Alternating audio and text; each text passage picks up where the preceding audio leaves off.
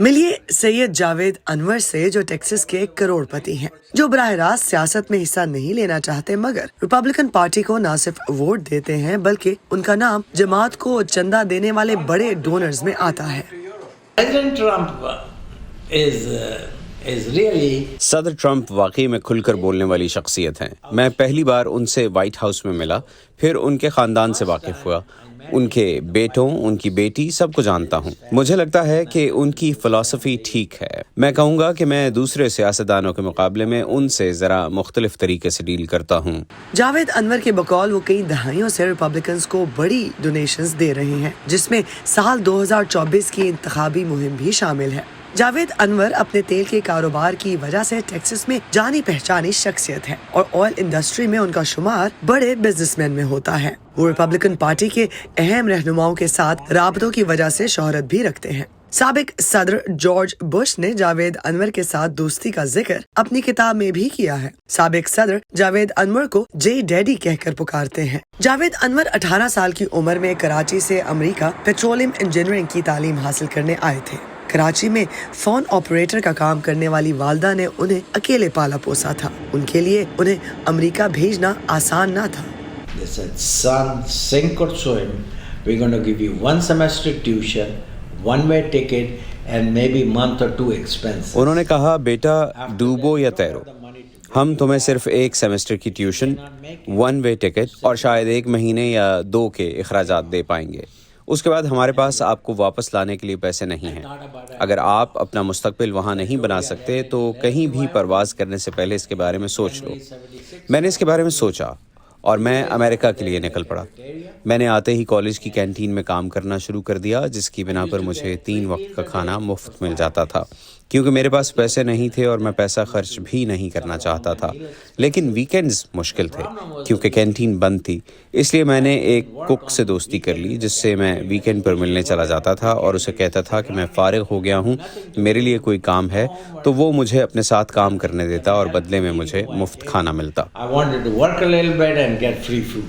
Texas میں ایشیائی ممالک سے تعلق رکھنے والے تارکین وطن کی آبادی تیزی سے بڑھ رہی ہے۔ ٹیکساس سے تعلق رکھنے والے ایک اور پاکستانی نژاد امریکی طاہر جاوید بھی سیاست میں فعال ہیں، جو پیدائشی طور پر ٹوبا ٹیک سنگھ سے تعلق رکھتے ہیں۔ طاہر جاوید امریکی کانگریس کے لیے بھی الیکشن لڑ چکے ہیں۔ کانگریس میں پہنچنے میں تو وہ کامیاب نہیں ہوئے مگر وہ deputy national finance chair of democratic national convention ضرور رہ چکے ہیں۔